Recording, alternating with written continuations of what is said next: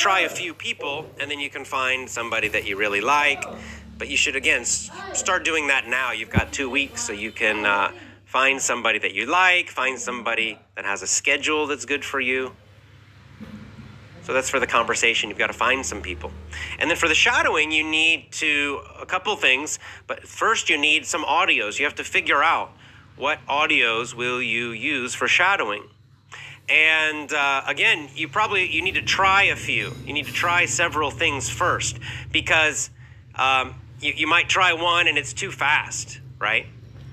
If you try, especially if you're new for shadowing, sometimes a lot of audios will be too fast. You may need something quite slow.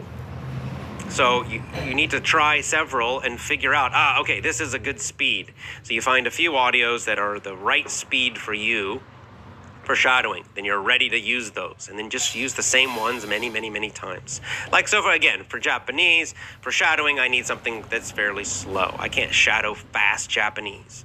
Okay, but I already have some. I have these little audio books in Japanese that are for learners, and they're quite slow, perfect. Maybe for you try something and it's too slow, and you're like, oh, this is so easy, it's too slow, and so then you want to find something faster. It's okay, but just go ahead, make a little library of maybe 2, 3, 4, 5 audios that are 10 or 15 minutes long each, something in that range, and then you have several that you're ready to go for the shadowing also. The other thing I recommend, go ahead and practice some shadowing now, because when it's new, it's very difficult.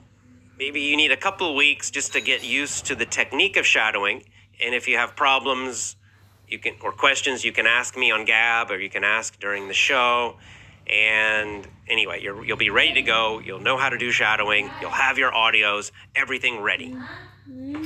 So those just the basic prep. We have 2 weeks to go. I'm doing all this myself. In terms of what I'll do Japanese. I'm at a beginner level of Japanese. What I'm going to do, I've decided that I want to be quite specific in my Japanese, because my Japanese, I'm very specific about what I want to use it for. And basically, I want to talk to family. That's all. I'm not going to do business in Japanese. I don't care about talking about politics. I don't care any of that stuff. I want to talk to my family, meaning my wife is Japanese, and I want to talk to her parents and her sisters and our nieces and nephews. That's going to be 90% of my Japanese conversation life here in Japan. So I've decided, that's what I want to focus on. So my preparation, I need to record family members speaking. So I have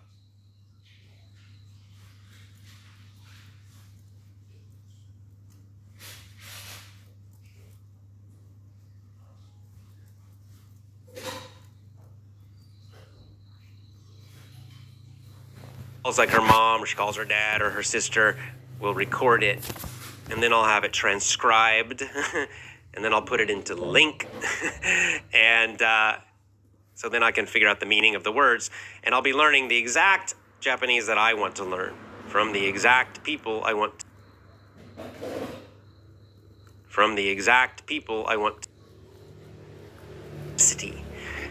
Training specificity. It means that in sports, if you're training for something, real event or the real skill, right? So if I'm training boxing, then if I'm gonna fight in boxing, then in my training I want to do a lot of boxing movements, right? I'm not just going to lift weights and run. If I only lift weights and run, it's not specific enough, right? It's not close enough to actual boxing. So, boxers all know this. So boxers do lots of work on the big bags and the small bags, and they do a lot of things that are similar to fighting in the ring, similar to fighting in a boxing match, because they want the training to be close to the real thing. All right, I'll go ahead. Let's talk now. I'll just get into questions and comments. If you have questions or comments about our upcoming challenge. Let me know. Or maybe you have suggestions. If you have some suggestions for people, that's also great.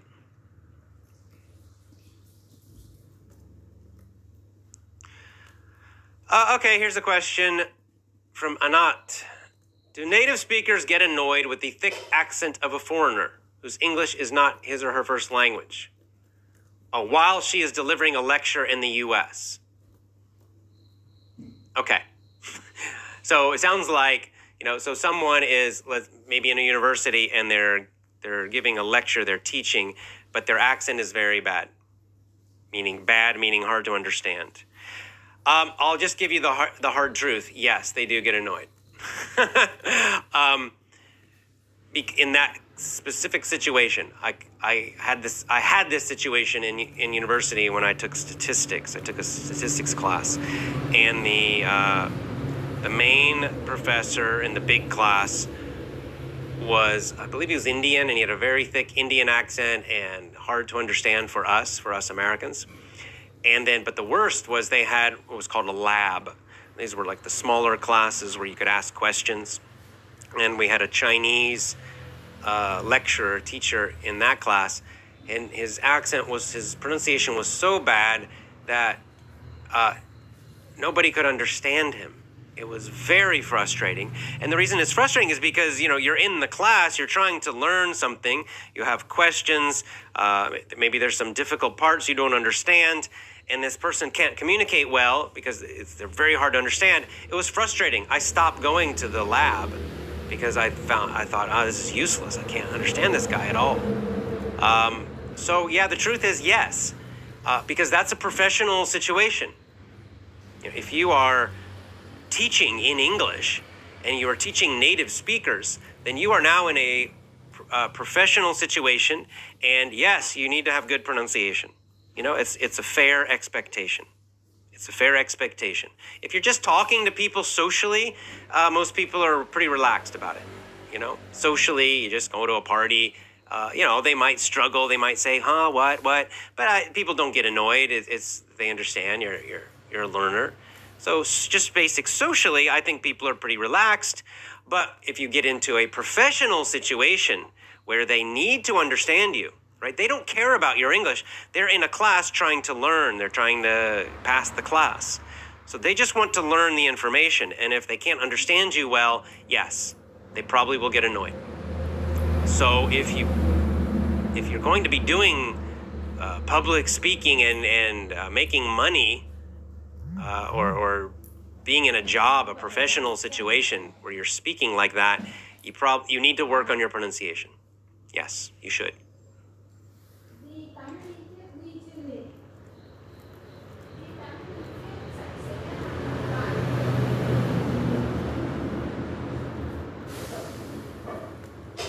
Okay, and yeah, Fernanda, just to clarify again, Fernanda, good to see you. Will the chat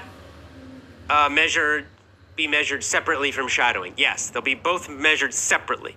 You'll count the hours of shadowing separately. You'll count the hours of chatting, of conversation, separately. It'll be two numbers. So, we did reading and listening last time. This time, shadowing and chatting. Separate hours, separate time. And this is one you can't do at the same time. I know, before, people got some huge hours by doing reading and listening at the same time, like reading along as they listened, so they could get huge hours in both. This time, you can't shadow and have a conversation at the same time. That's not a conversation. Okay, so you're going to have to do them completely separately.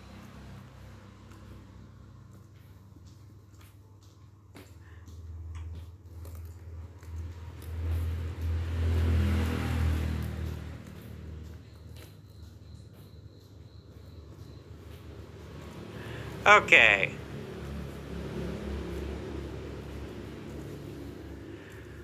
All right, let's see.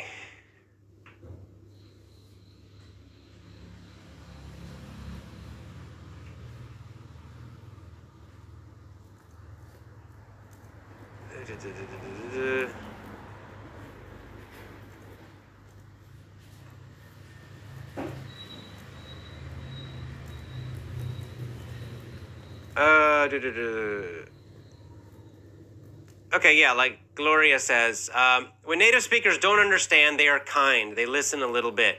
But sometimes they don't have time or they don't like the accent. I've been through that many times. Yeah, it is a time, I'd say generally they're pretty kind about it. But, right, there are some situations where people might be impatient if they're in a hurry for some reason, if they need information from you quickly for some reason, but especially in work environments, then they might be a little less kind, a little less patient. It happens, okay? But I think generally just socially, it's not such a problem. People are pretty nice. So, fair enough. Like, I would expect that, in any language. It's kind of understandable. They're not trying to be mean, they need something and they're trying to hurry, and so it just happens sometimes. Don't take it personally. It's nothing about you.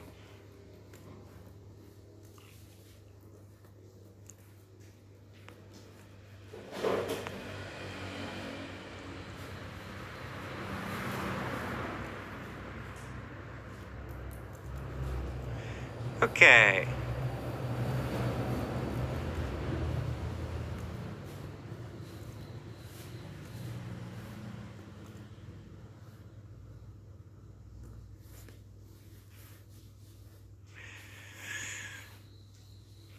This is a very good question. Gustavo Marquez says, what is the maximum number of members for a productive talk group in your opinion? That's a very good question. What's the maximum number? Because, of course, if you have more people, then more people are sharing the time. Maybe 4. Something like that, I would say. Smaller is better. Obviously, 2 people is the best. If you have 2 people, then both of you get to talk a lot. It's kind of a conversation.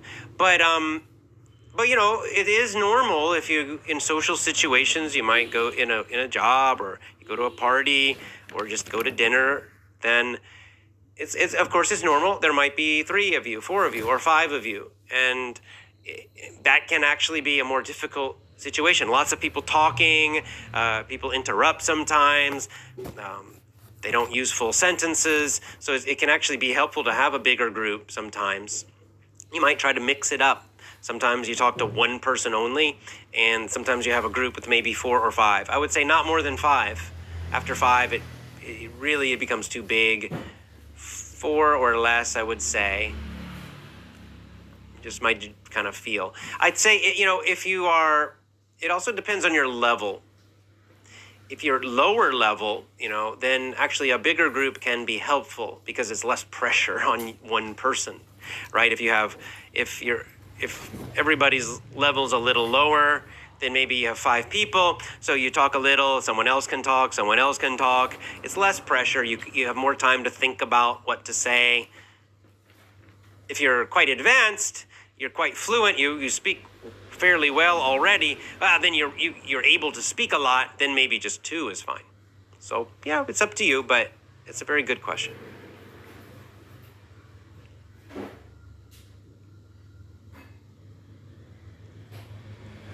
Oh, Gustavo Revilla says, can anyone join the challenge? Is it only for VIP members? Anyone can join. It's free. Anyone can join our challenge. Open to everyone. Regards from Chile, says Gustavo. Thank you.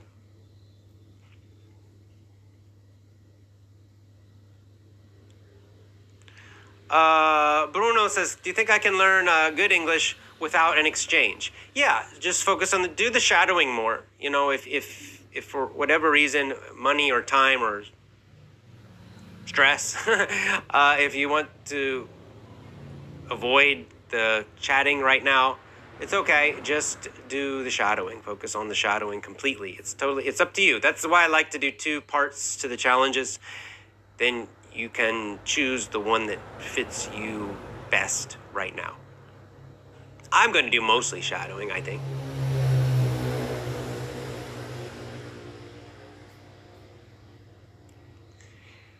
AJ, have you passed the TOEFL IBT? No. Why would I take that? It's for that's for foreigners learning English. So no, I did not take that test.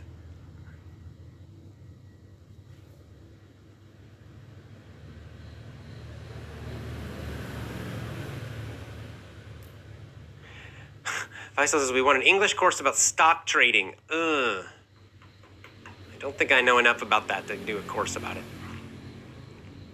All right, I gotta ban a few people, guys. Sorry, 1 second.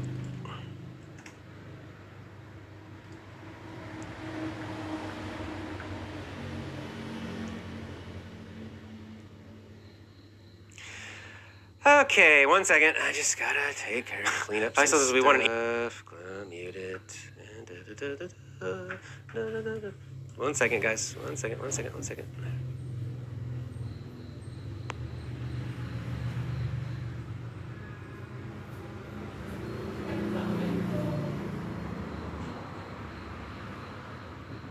Okay, just blocking somebody.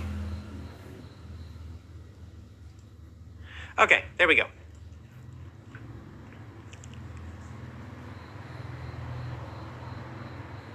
How many times a day should we learn in a day? Okay, well it's up to you. It's up to you as much as you can, right? Again, so this is another thing about the challenge. We saw this with the listening challenge is that don't stress about it. We all have different amounts of time, different amounts of motivation, etc., right? There will be some people who are going to do a huge number of hours. We saw it with our listening and reading challenge that there were some people doing just huge numbers of hours. Like they're just doing it all day long. It's obvious. You can count, you can figure it out. They were doing like 12 hours a day. And some of them were doing listening and reading at the same time. So that means they're sitting around reading as they're listening, which is hard to do. I mean, you can't work, you can't do anything else if you're doing that. So I don't know their situation, but they obviously had, a huge amount of time available and they were super motivated. And I had less time. I couldn't do that amount. And some of you also could not do that amount. Most of us could not. It's okay. Some people, maybe you only have a few hours. Maybe you only have an hour a day. Maybe you have a little less. It's okay. Okay, the point is you try to improve, and the point is that we're focusing on something.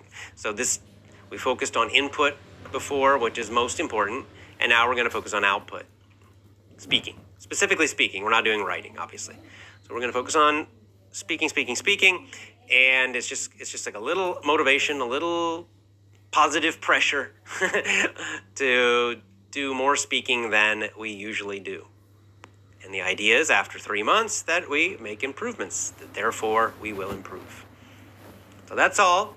It's a little bit of positive pressure, but don't get stressed about it. And you don't need to worry about what everyone else is doing. If you look at other people, their hours, if you become inspired, if it's motivating, you're like, wow, that's great. I can do more. Good. That's the good attitude. If you look at other people and say, how can they do so many? And this sucks. I'm only doing a little amount. That's bad. Then you're hurting your motivation, okay? Then don't look at other people. Just be happy for other people.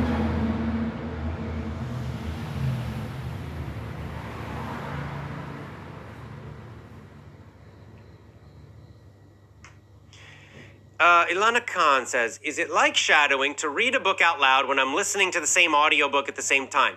Yes. As long as you are listening, you can actually use some text to help as you shadow.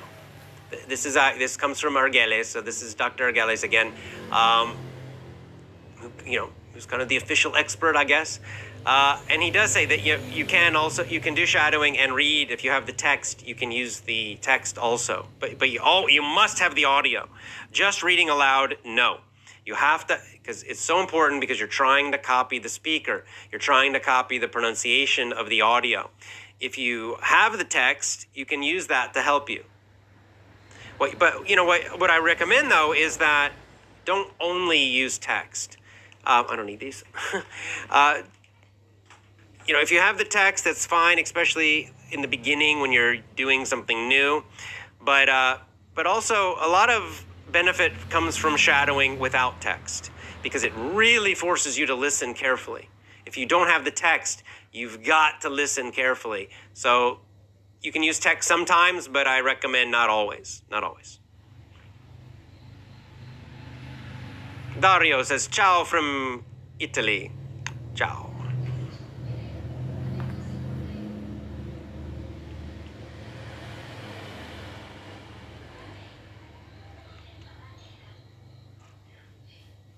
What is the social media to replace Facebook? Ask Miguel Rosa. Gab. Gab.com. Get on there. I'm on Gab.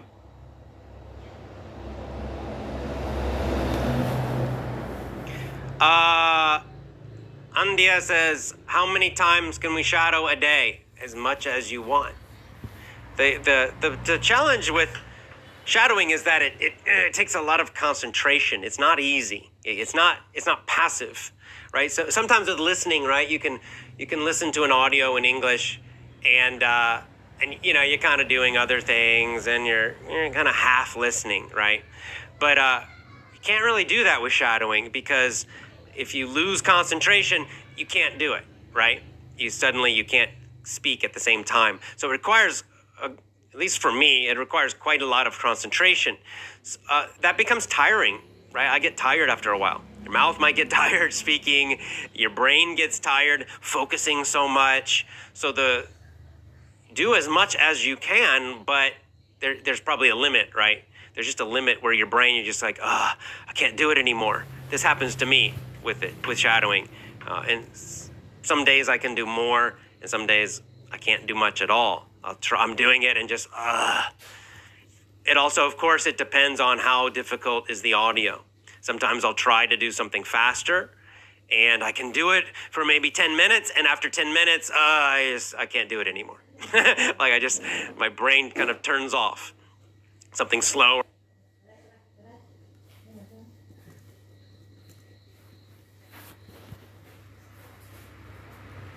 Maybe you can walk an hour a day now, but if you keep pushing and you do it every day, it gets longer. And then you can do an hour and a half, then you can do 2, then you can do 3 hours. So it's a kind of training. You're just going to do as much as you can when you begin and try to increase the amount.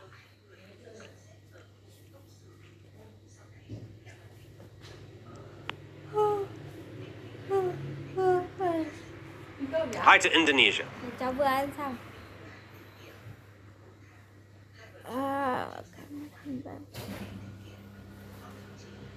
Okay, yeah, Martine says, someone told me my pronunciation in English is not good. Was it a native speaker or was it an English learner? If it was an English learner, ignore them. They're just trying, it's just their ego. Anyway, since then I feel scared to talk. What can I do to help myself not be scared? Do our challenge. Do our challenge. Do a lot of the shadowing, and try to copy the speaker and use a slow audio. You're working on pronunciation. You don't need to worry about speed really. So use a slow audio. Do a lot of shadowing. Joining our speaking challenge in February 1st. You'll make big improvements.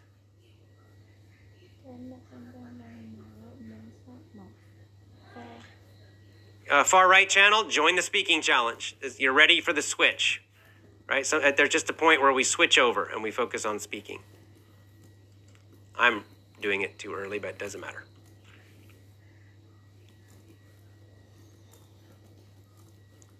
Oh, Amanda's saying, a little off topic, but it's okay.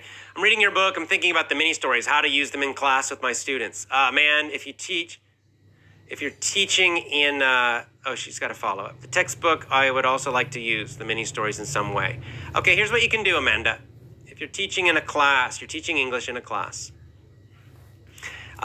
First of all, the mini stories, also called TPRS, absolutely the best, #1 classroom method of teaching a language. Absolutely #1, not even close. So what do? So here's a problem. Blaine Ray teaches about this. You've got a textbook. So you're in a school. You have to use the textbook. That sucks. But you can still use the story technique. So what you do is, you find vocabulary from the chapter, right? You have to do the book. Your boss says you must teach this book. So, for chapter 1, you have to do it. So what do? Go to the vocab list and of course look at the grammar for that chapter and then make stories, little mini stories using the grammar and using the vocab from that chapter. So you're teaching the grammar, especially the grammar, using the stories, right? You're still doing the textbook. You're still teaching the material, the topics in the textbook, but you're doing it in a way that's much more effective. So let's say, chapter 1, it's some simple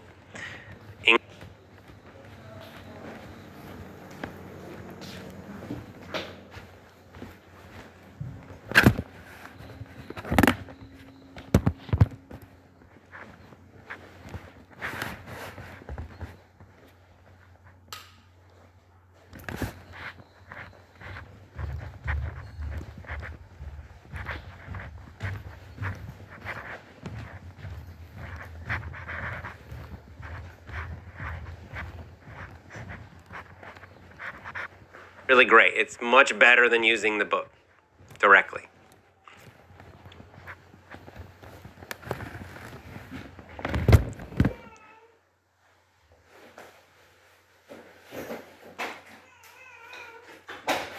Glory says, do you read in Japanese to your wife? No, my reading in Japanese is pretty terrible. I cannot read kanji. So I'm pretty focused on listening and speaking right now.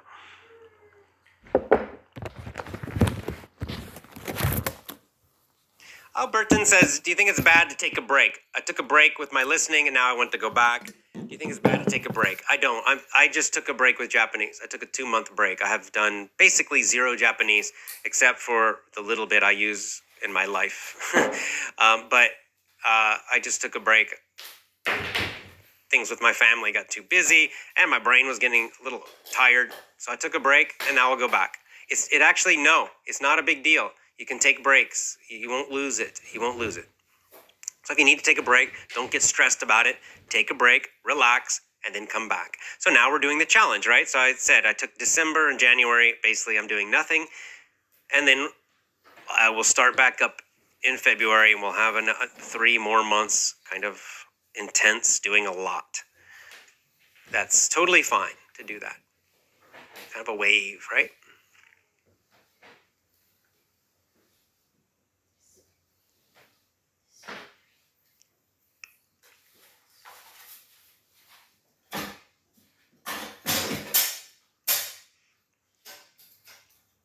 When will I know I'm able to do shadowing? I'm an intermediate speaker, says Asukar. You're ready, just do it. Anybody can do shadowing. A total beginner can do shadowing.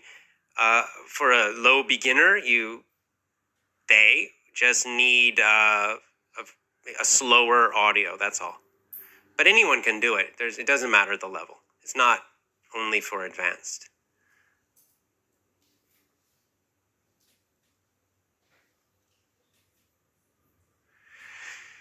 Okay, I got a couple more and I gotta go. I'm actually meeting someone today. I'm meeting a woman named Anya, who's visiting Japan, Effortless English fan and member. So an Effortless English member, she's visiting Japan. She contacted me on Gab. I'm gonna meet her for coffee today. So I have to go in pretty soon and go meet her. If you're on Gab, we'll take a picture and I'll post it on Gab.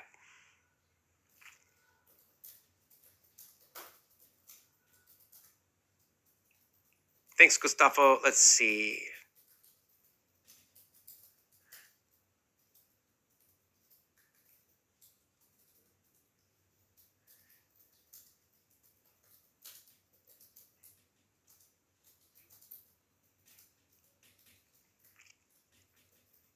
Okay, Giulio Venacci says, some recommendations for detecting contractions in English. It's very hard.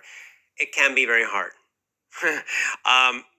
There's no trick. You have to just do a lot of listening and really focus. Sometimes it helps to have the text that but then you've got to you got to use a lot of concentration, like just kind of the relaxed, more passive listening is not so good for this because you kind of miss those really small points. Like can and can't is a famous one that a lot of people have a hard time hearing that little T sound at the end for the negative, right? Because it can be very little and can't, right? It's sometimes sometimes it's really more about the pause. How long is the pause at the end? You can just feel that it's a little longer, and therefore it's negative. But a lot of people, non-native speakers, English learners, have a hard time with that. Can, can't, won't. Let me think of another one. Can, can't, did, didn't. Didn't's not so hard, right? Didn't, but still, sometimes the little nt at the end. Someone's speaking fast, it can be hard to hear.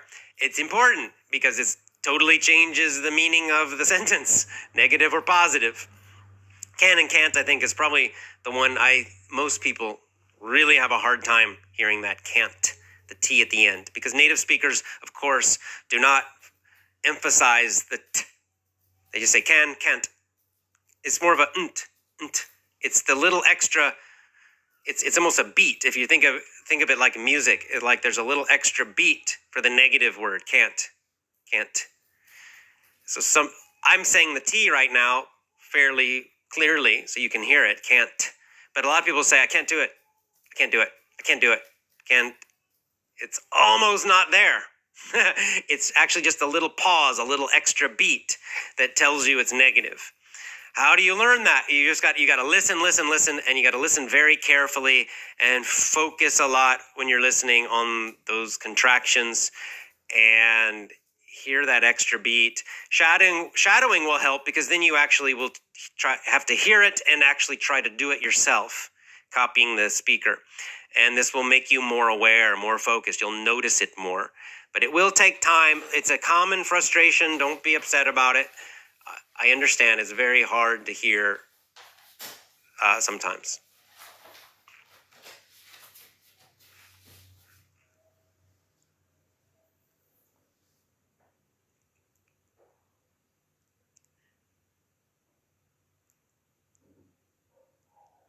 Okay, last one, and then we'll go. From Ilana Khan, do you recommend that we shadow the same audio several times? For example, like a mini story. Yes. Shadow the same audio many times. Don't use a new audio every time. That's too difficult. As I said, when you start a new one, the first time you shadow an audio, it probably will be very, very difficult. You've never heard it before, and it's your first time trying to shadow it. So you might have to stop and try again, Maybe your speaking is kind of blah, blah, blah, blah, really bad. And you have to skip words. All that's normal. So it helps a lot when you do it again the second time, the same audio. Well, now you know the audio better. You know what's coming. So it's a lot easier to shadow. And after you do it 20 times, you know the audio very well. You know what's coming next. So you can focus more on your speaking, right? The listening part becomes a lot easier because you know it. You've heard it many times. So then the speaking part, you can put more energy, more focus on the speaking, which is good. That's good. That's what you want to do. That's what you're trying to do with shadowing. So absolutely use the same audio. You can shadow, you can repeat the same audio, 20 times, 50 times, 100 times. The whole 3 months, you could do one audio if you want to. That might get a little boring after a while, but you can if you want to. So yes, lots of repetition. The mini stories, those of you who are, if you have Power English, if you're VIP members, if you have mini stories or the point of view stories, those are great for shadowing. Those are really great. They're a little bit longer pauses when I ask questions. There's a lot of repetition. So those are really, really good for doing shadowing, especially if shadowing is difficult for you, especially if it's new. And then eventually those mini stories might become very easy for shadowing. Then you might do the main lesson, where I'm talking a lot faster and more without breaks, or the commentaries in the commentary lessons where I'm just talking freely like now without pausing much. So yes, you can use the lessons. They're really good for shadowing. You can also use this podcast, this show. You can do a mix. Some of you are focused on British English for your pronunciation. Use Luke's podcast or something. Many things you can do. It's totally fine, but I do recommend pick one or pick a few and repeat them many times. It will make the shadowing more effective and more enjoyable and easier.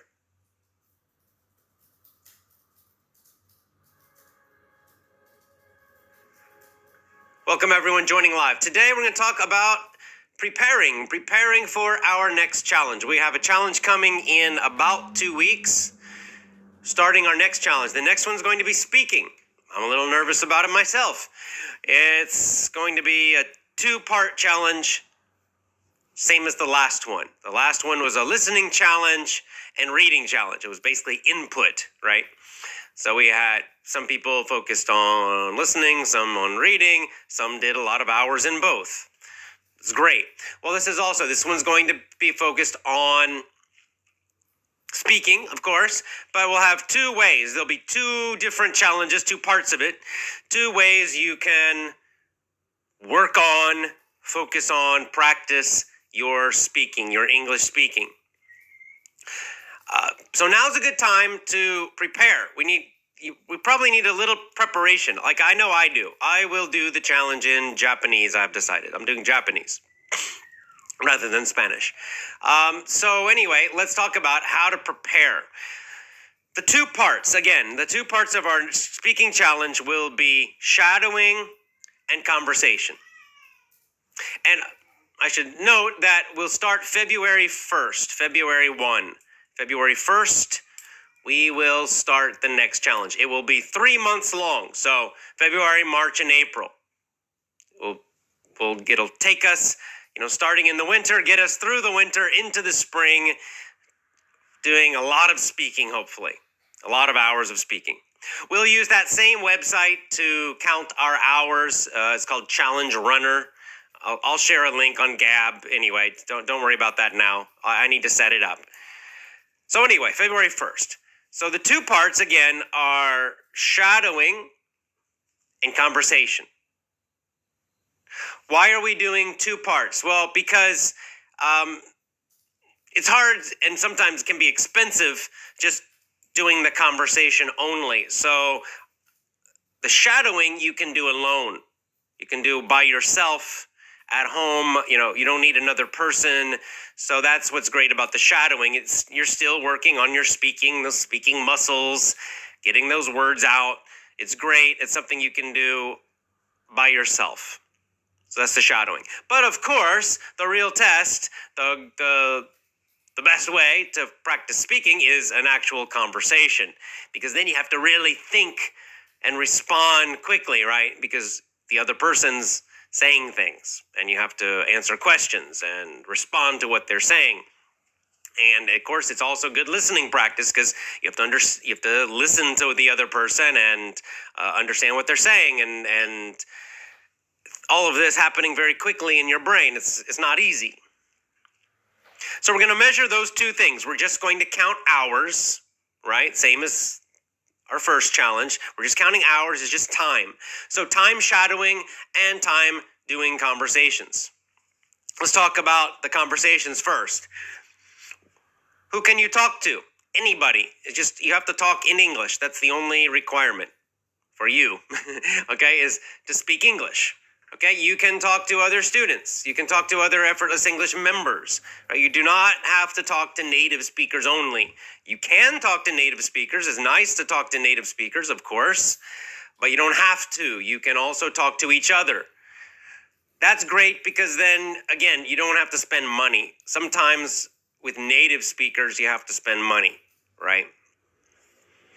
Where do you find people to talk to? There are lots of choices. Let's see. Number one, you can, maybe in your town, there might be some people who are, number one, you might have native speakers living in your town. Maybe. especially if you live in a city. Then you have a good chance there might be Americans and Canadians and Australians and Brits living in your city. And if they live in your country, in your city, maybe they want to learn your language. So they might do a trade with you. You could go to a coffee shop and chat with them, once a week or maybe more than that. So that's nice. Face to face is really the most fun. So that's one thing you can try to do.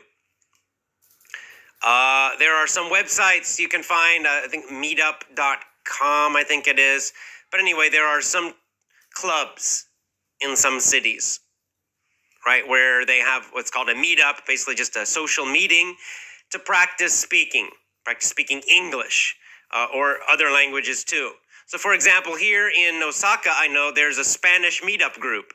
These are people, probably mostly Japanese, who want to practice speaking Spanish. But also, people, Spanish speakers who live in Osaka go there also. So there might be some Mexicans living in Osaka or people from Spain. And anyway, you can find those meetup groups. That's another way to get more hours, more time of conversation. Okay, number 2, online with other learners. Online with other learners. This is probably the easiest and most convenient and cheapest way to get conversation time, right? Because already we already have people doing a lot of this already on Gab, my Gab group, gab.com, my Gab profile, our Gab group. You can meet other Effortless English fans, other Effortless English members, and you can, make a little group, make a Skype group, make a WhatsApp group, whatever, Facebook group. It's up to you. And then just schedule a time and just chat with each other. It's up to you. You can create your own group and invite other people. And then you can get a lot of hours. No need to spend money. So that's really great. And you know that, Effortless English people are very friendly. That's a great one to do. Okay, how else can you do it? Okay, another way to get more conversation hours for native speakers, you can do online. You can always find native speakers online, but you might have to pay. There are websites. There are conversation partner websites. italki is the one I use. italki, and you go there. You put what language do you want to speak, so put English. And then they'll give you a big list of people who speak English, native speakers. And you can make an appointment and talk to them 30 minutes or 1 hour. And you can read, they have a profile, they have a picture. Some of them want to do lessons. Don't do lessons. You don't need lessons. You just want to talk, okay? So just find people, just conversation only. You don't want them teaching you grammar or none of that. It's boring. You just want to talk to them about different topics. That's all. But unfortunately, you have to pay them mostly. So I'll be doing this in Japanese some. I'll be doing some italki, but I have to pay them. Oh, well. So that's it. I think those are Cambly, okay, Saudi education in the live, just recommend. That's another site you can do. Anyway, there are a lot of them. Just, research language sites. Now, sometimes you can do a trade with native speakers online also, right? This is especially true if you have a language that a lot of people want to learn. So if you're a Spanish speaker, you might be able to do a trade. A lot of English speakers want to learn Spanish. So you might be able to find someone like an American, and you speak an hour in English, and then you switch, and then you do an hour in Spanish, right? So you might find someone who wants to learn your language online who's a native speaker. So these are all different ways that you can find and get those hours of conversation. Okay, next, the other one, shadowing. This one's easy. Shadowing's easy because you can do it on your own. It's easy to get hours. It's not easy to do, but it's easy to get the hours because you can do it anytime you want. You just need an audio. You need an audio. With shadowing, I'll kind of explain some basic ideas. We'll talk more about shadowing. I know some people are confused about it. But some basic ideas about shadowing. Number 1, native speakers. Always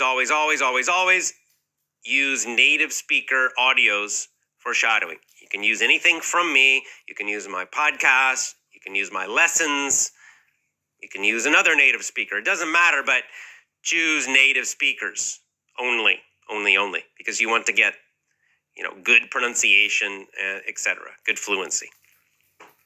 So what you do is you have headphones, all right? So you probably use your phone or an iPad or iPod or whatever, and you got an audio.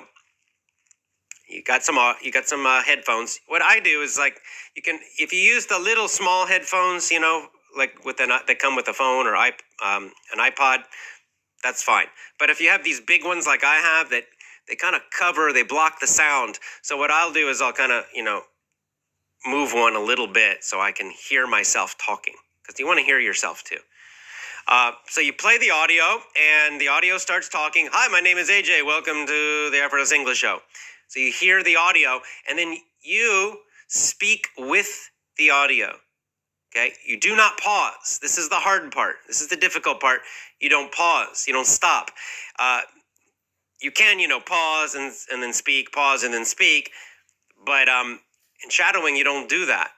So it's actually a very good listening activity as well, which is one reason I like it.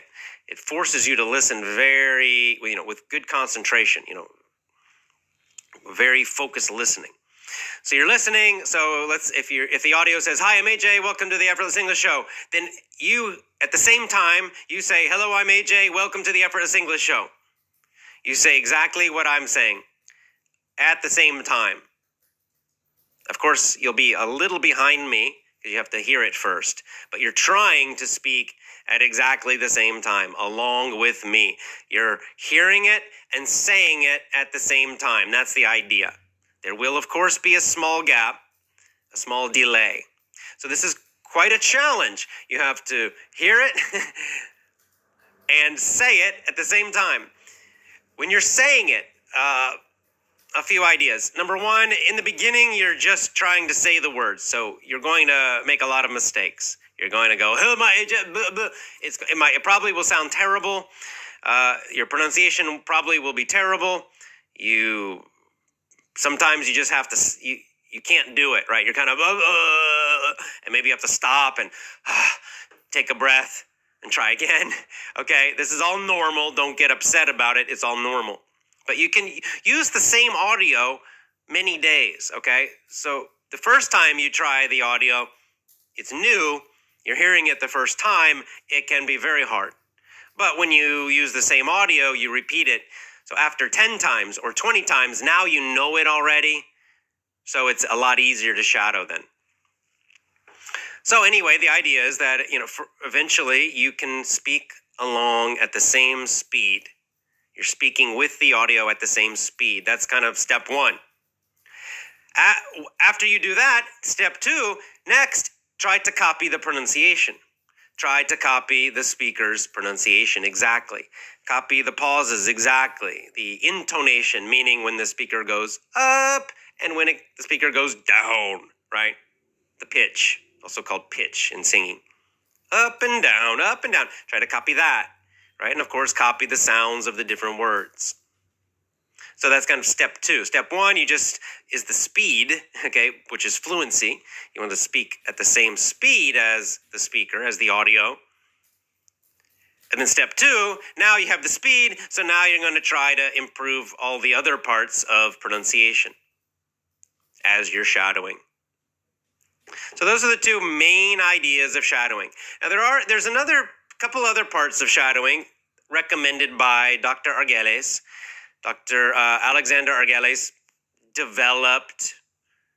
taught this technique. He used it a lot to learn languages, shadowing. Now, Dr. Argeles recommends that when you're shadowing, you should walk. You do not do it sitting down. That you should be walking and fairly quickly, kind of like an energetic walk. You should be walking energetically as you're doing the shadowing. Okay, now you can do it in your house. I've done this in my kitchen, walking in circles, okay? Or you go out to a park maybe, and you can do it outside. And people will look at you because you're speaking out loud. And that's the other point that Dr. Argeles recommends is you want to use a fairly loud voice. Okay, don't whisper. Don't say, "Hello, my name is AJ. How are you?" Speak with a strong voice. "Hello, my name is AJ. Welcome to the Effortless English Show." Copying the audio with a strong, not shouting, okay, but a nice, strong voice that you can hear.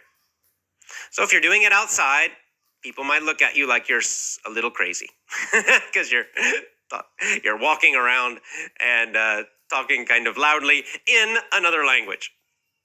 It's okay. So again, you could go to a park and do this and walk, and then you're shadowing and speaking. I like to do that. It's kind of nice to do that, to be outside. I'll probably do that a lot. And then at night, I'll just do it in my apartment, walking in circles in my little small kitchen. But I agree with Dr. Argalis. It does help, actually. It kind of stimulates, gets your heart pumping a little bit, gets the blood moving, energizes your body, and that also energizes your mind. So it actually does seem to help. The walking, I find, does help me do the shadowing and makes it a little easier, kind of, wakes up my brain, right? Because if you're just sitting down doing it, it's easy to get a little, sleepy, a little tired. Your brain kind of gets a little sleepy. But if you're walking around, fairly quickly, your body and your mind are energized. Your concentration usually will be better. So shadowing. The shadowing, I'll probably be doing a lot of the shadowing, especially because my Japanese speaking level is really low. So for me, I'm guessing that I'll probably focus more on shadowing. But I will try to do some conversation too. But so you can do the same if you want. Again, just like the other challenge, you could focus mostly on shadowing if you want to. You could focus mostly on conversation if you want to. Or you could try to do lots of hours of both, like some people did last time. They did huge numbers of hours in